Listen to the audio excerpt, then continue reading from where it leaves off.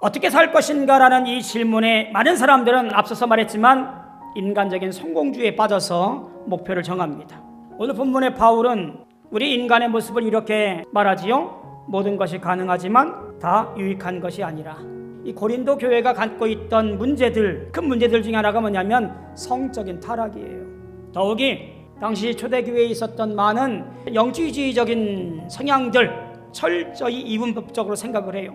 그러다 보니 육신에 대하여 방종으로 치닫는 사람이 있는가 하면 극단적인 금욕주의로 치닫는 두 무리들이 생겨나게 되어져요. 이러한 교회 상황에 비추어서 내 몸이 내 것이 아니라고 선포하는 거예요.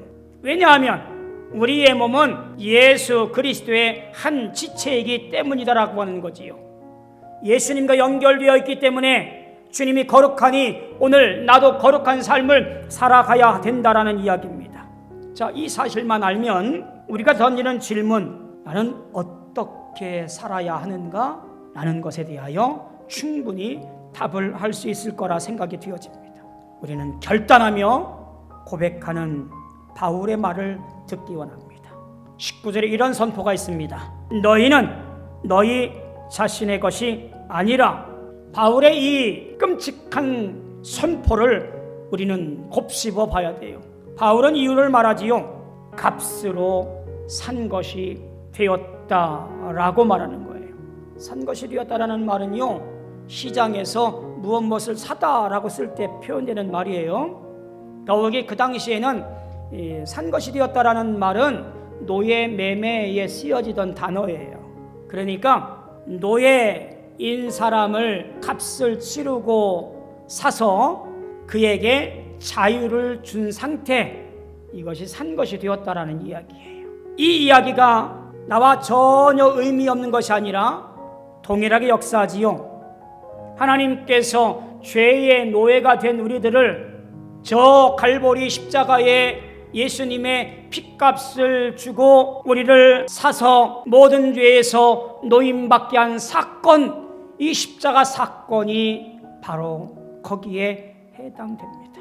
그러니 내 것이 아니라는 표현이 오늘 성도들에게 있어져야 할 가장 중요한 근거 밑바탕의 고백이어야 된다라고 하는 거예요.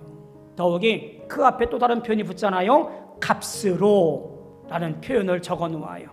이 값으로 라는 표현은 바울이 예수님의 구원 역사가 아무런 대가 없이 이루어진 것처럼 그렇게 표현되는 것을 금하고 오히려 어떤 공정한 거래에 의해서 더 이상 값을 치르지 않아도 될 분명한 값을 치르고 산 것을 강조하기 위해서 값으로 샀다라고 기록을 해 놓은 거예요.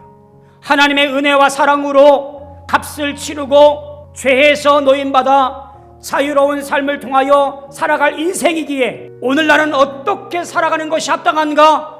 라고 하는 질문으로 바뀌어서 말해야 되는 거지요. 따라서 바울은 이렇게 결론 짓는 거예요. 값을 치르고 새 생명 얻은 너희들은 그 몸으로 하나님께 영광을 돌리는 삶을 살아내야 한다라고 결론을 짓고 있는 거예요. 어떻게 살 것인가라는 것에 대한 우리 질문에 우리 성도들은 예수님의 핏값으로 구속된 하나님의 성령의 전이요 그의 소유이므로 전적으로 하나님의 영광만을 위해 살아가야 되는 거예요. 결론 내릴까요? 어떻게 살 것입니까? 우리는 세상의 것에 대한 관심에서 눈과 마음을 돌려 하나님께 영광을 돌리는 삶이 되어야만 합니다. 그것이 우리의 삶 전체이어야 되고 주님을 주인 삼아 살아가는 청지기의 삶을 사는 우리 모두의 사명인 줄로 믿습니다.